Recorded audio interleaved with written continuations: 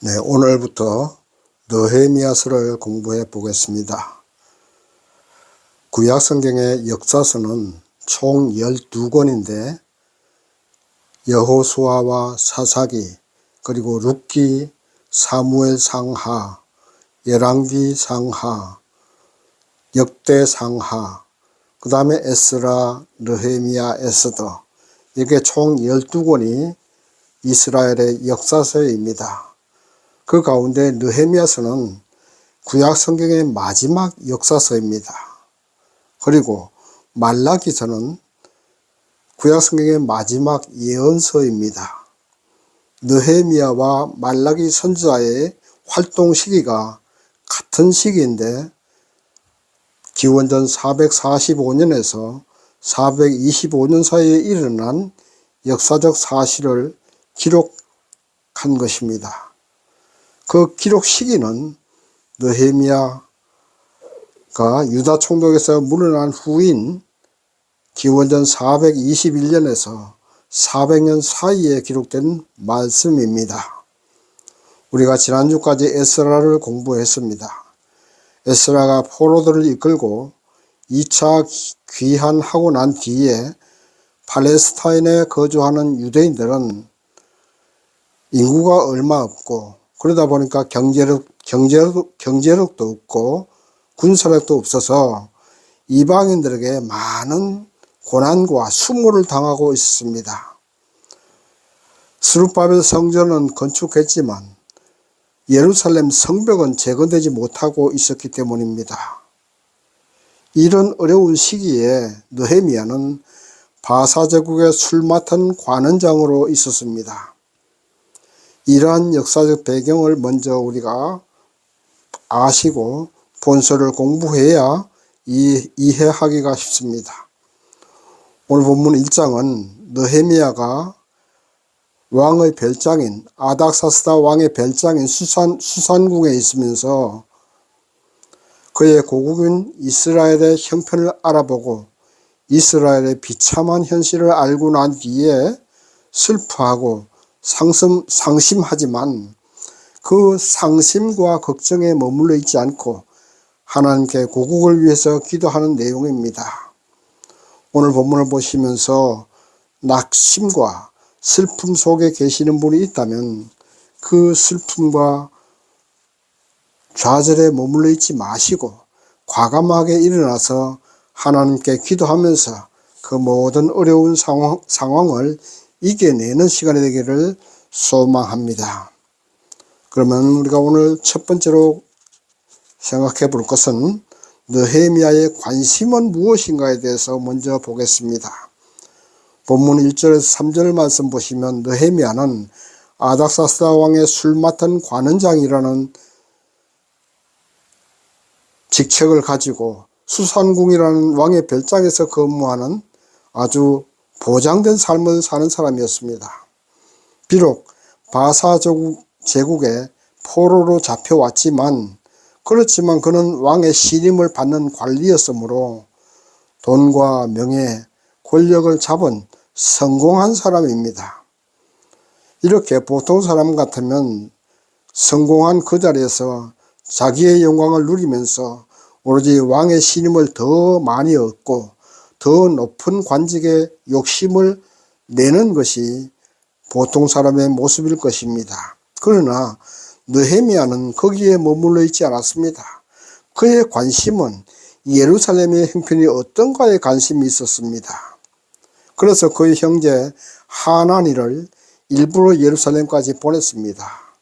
예루살렘까지는 4개월이나 걸어가야 하는 먼 길이었다고 에스라 공부할 때 말씀드렸습니다. 그렇게 먼 길을 걸어서 예루살렘 형편을 살펴본 하나니는 사실 그대로를 느헤미야에게 말했습니다. 인구가 얼마 되지 않는 포로 귀환자들은 예루살렘 주위의 이방인들에게 온갖 수모를 당하고 성벽은 무너지고 성문은 다 불에 탔습니다. 이러한 사실을 느헤미야는 알고 울면서 슬퍼하면서 하나님께 기도하는 하루하루를 보내고 있는 것을 볼 수가 있습니다. 여러분의 관심은 무엇에 있습니까? 오로지 무엇을 먹을까, 무엇을 마실까 하는 이 땅의 영광과 이 땅의 복에만 관심이 있습니까? 물론 이 땅의 복과 이 땅의 성공에도 관심을 가져야 하고 노력해야 됩니다. 그러나 그것보다 더 중요한 것은 하나님 나라에 대한 관심을 가져야 되고, 예수님이 세상을 바라보고 어떤 생각을 하실까, 예수님이 나를 보시고 칭찬을 하실까, 꾸중을 하실까에 대한 관심을 가지셔야 됩니다. 이 땅의 모든 것은 잠시 스쳐 지나가는 것들입니다.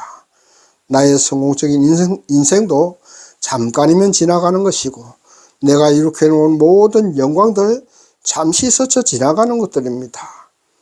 우리는 매 순간 호흡을 하면서 살아갑니다. 내가 호흡하고 뱉어낸 그 공기가 다른 사람의 폐에 들어갈 수 있습니다. 오늘 내가 가지고 있는 직책도 다른 사람에게 때가 되면 넘어갑니다.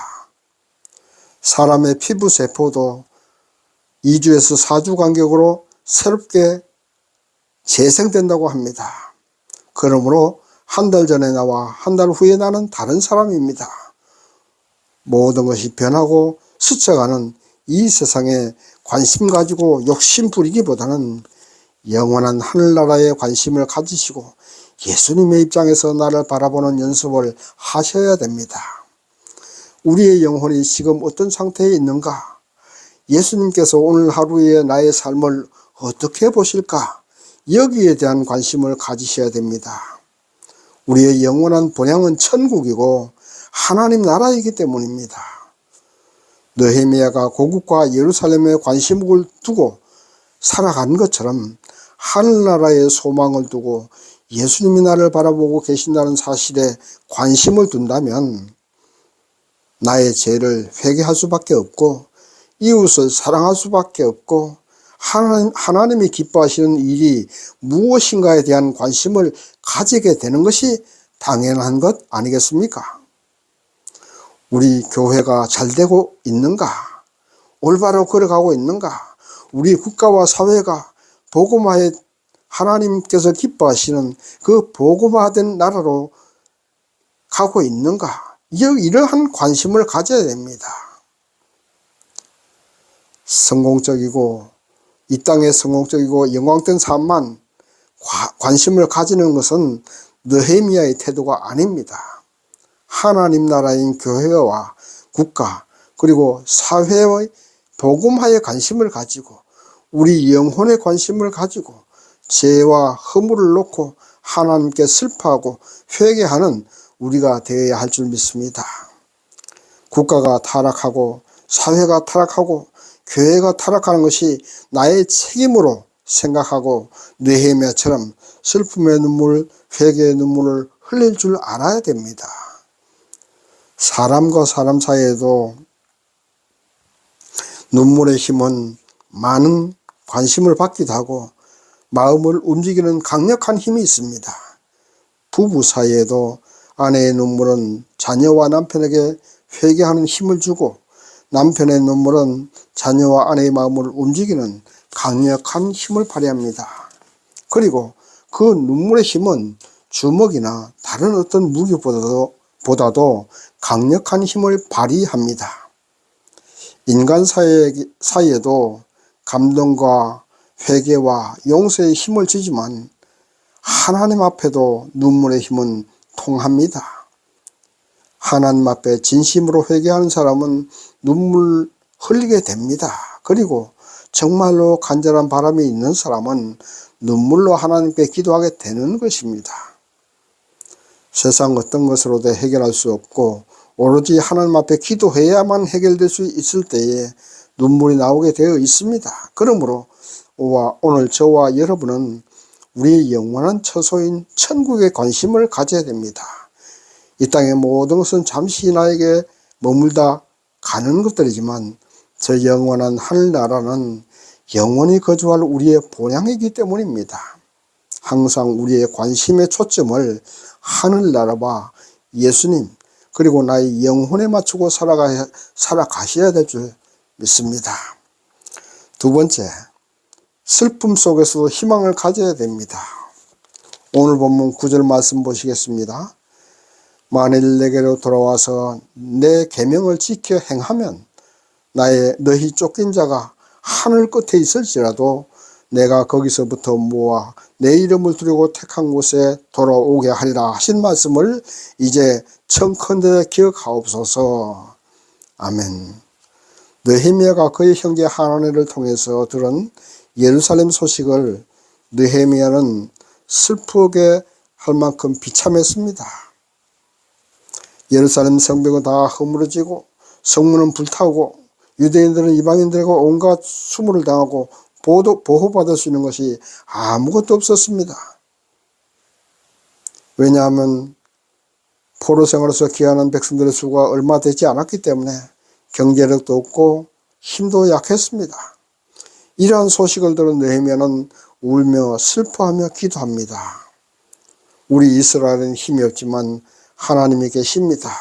우리 조상들이 범죄하여 나라가 망하고 하나님의 백성은 뿔뿔이 흩어져서 살고 있는 이 하나님의 징계 가운데 있지만 그러나 하나님은 회개하고 주께서 명령하신 계명을 지키면 하나님께서 다시 은혜 베푸셔서 다윗 대왕 시대처럼 그렇게 평화와 번영을 누릴 수 있게 하시는 하나님이시니 우리에게 희망이 있다고 느헤미야는 하나님께 기도하고 있는 것입니다. 로마 제국은 이스라엘과 세계를 정복했지만 기독교는 로마를 정복했고 오늘날 세계를 정복했습니다.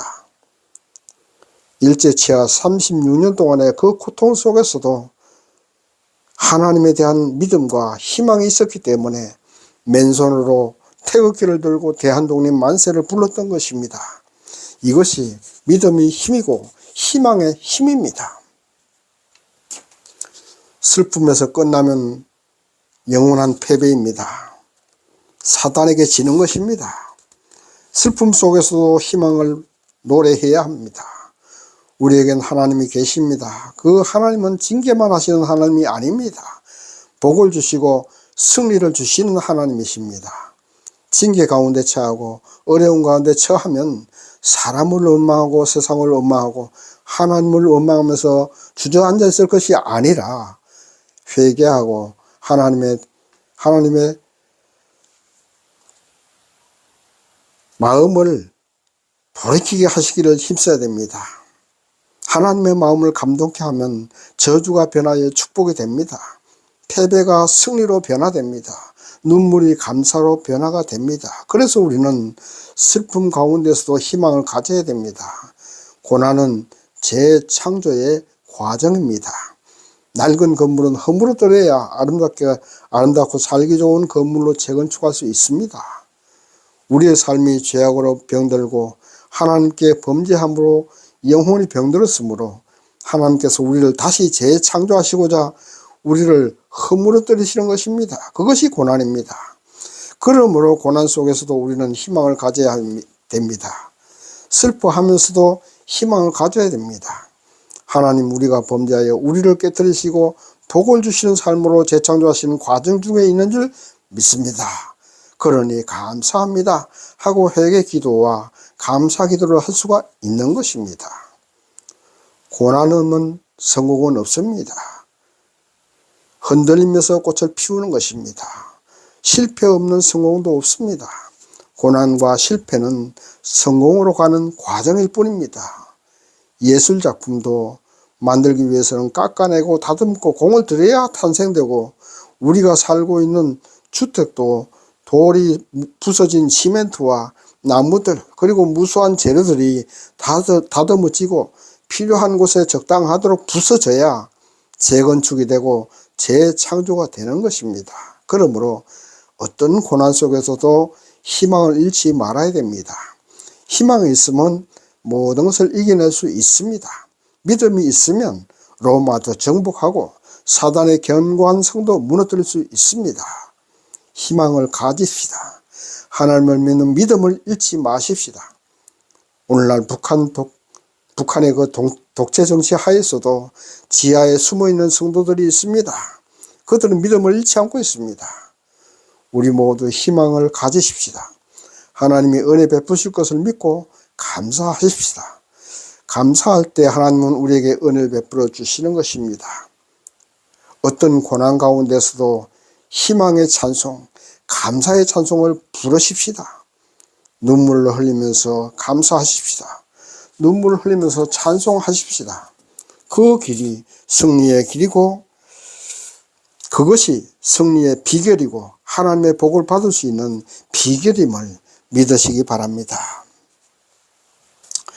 그 길이 행복의 꽃을 피울 수 있는 비결임을 믿으시기 바랍니다. 세 번째, 하나님의 말씀을 근거로 해서 기도해야 됩니다. 본문 말씀 8절에서 9절 말씀 보시면 느헤미야는 하나님께서 약속하신 말씀을 근거로 해서 기도합니다. 하나님과 이스라엘은 언약 관계입니다. 하나님은 이스라엘을 구원하셨고 그들을 보호하시고 복을 주십니다. 그 대신 이스라엘은 하나님을 경배하며 우상을 섬기지 말고 하나님의 계명을 지키며 살아야 됩니다. 그것이 하나님과 이스라엘의 계약 관계이고 언약 관계입니다. 하나님은 언약대로 이스라엘을 구원하셨지만 이스라엘은 우상을 섬기고 말았습니다. 그래서 하나님은 이스라엘을 멸망케 했던 것입니다. 그러나 회개하고 다시 하나님 앞으로 하나님의 품으로 돌아오면 하늘 끝에 포로로 잡혀가도 다시 예루살렘 하나님의 나라로 불러 모으시겠다고 약속하셨으니 하나님께서 느헤미야의 눈물을 보시고 이스라엘에게 복을 주시옵소서 하고 느헤미야는 기도하고 있는 것입니다. 이와 같은 언약 관계는 오늘날 여러분과 하나님과의 관계에서도 성립이 되는 것입니다. 하나님의 말씀인 성경이 바로 우리와 하나님 사이의 계약서입니다. 그러므로 우리가 기도할 때도 계약서에 쓰여 있는 말씀을 근거로 해서 기도해야 됩니다. 계약서인 성경 말씀대로 살지도 않으면서 욕심만 가지고 하나님께 기도해서는 하나님이 응답하시지 않을 줄 믿습니다. 하나님께서 계약서인 성경에 없는 욕심을 내세워서 기도하는 것은 나 그렇게 약속하신 것 없다고 말씀하지 않겠습니까? 그러므로 약속과 성경 말씀을 근거로 해서 기도하셔야 됩니다. 우리가 이 세상 살면서도 계약서가 없으면 권리를 주장하지 못합니다. 계약서에 명시된 그대로 내가 행하고 상대방의 계약을 위반했을 때는 계약서를 가지고 권리를 주장할 수가 있는 것입니다. 오늘날 자연 만물을 보십시오. 모두가 하나님의 창조 섭리대로 살아갑니다. 육식동물은 배고프면 사냥해서 배를 채우면 그것으로 더 이상 욕심내지 않습니다. 식물들은 겨울이면 모든 잎을 떨어뜨리고 추위와 싸워서 이기고 봄이면 새싹을 틔우고 성장합니다. 우리의 양식인 채소와 과일도 비바람을 이겨내고 가뭄도 이겨내고 해야만 열매를 맺을 수 있습니다. 태풍도 이겨내고 겨울도 이겨내야 꽃을 피울 수 있는 것입니다. 그렇게 자연만물은 하나님의 창조 섭리에 순응하며 살아갑니다. 그러므로 우리 인간들도 하나님의 창조 섭리대로 하나님을 섬기며 오늘 일용할 양식이 있으면 거기에 감사하고 욕심 부리지 말아야 됩니다. 그리고 살아가다 보면 환난과 고난을 만나면 힘써 이겨내야 됩니다. 이 고난과 환난이 지나고 나면 아름다운 꽃을 피울 수 있겠구나. 희망을 가지고 감사하면서 하나님을 찬양하면서 이겨내야 되지 않겠어요? 그것이 하나님과 우리의 언약 관계입니다. 끝없는 욕심 때문에 우상을 섬기고 욕심 때문에 범죄하게 되는 것입니다. 희망을 잃어버리는 것은 하나님께 대한 믿음이 없어서 그렇게 되는 것입니다. 태풍이 휘몰아치는 고난, 꽁꽁 얼어붙은 겨울 추위 같은 환난도 하나님이 주시는 복을 받기 위한 과정으로 생각하시면 다 이겨낼 수 있고 오히려 감사할 수가 있는 것입니다. 꽃은 흔들리면서 피어나게 되는 것입니다. 여러분이 잘 아시고 계시겠죠. 시인 도종환 시의 흔들리며 피는 꽃을 잠시 제가 읽어 드릴 테니 한번 감상해 보시기 바랍니다. 흔들리며 피는 꽃, 도종환. 흔들리지 않고 피는 꽃이 어디 있으랴. 이 세상 그 어떤 꽃도, 아름다운 꽃들도 다 흔들리면서 피었나니, 흔들리면서 줄기를 곧게 세웠나니, 흔들리지 않고 가는 사랑이 어디 있으랴. 젖지 않고 피는 꽃이 어디 있으랴. 이 세상 그 어떤 빛나는 꽃들도 다 젖으며 피었나니, 바람과 비에 젖으며 꽃잎 따뜻하게 피웠나니, 젖지 않고 가는 삶이 어디 있으랴.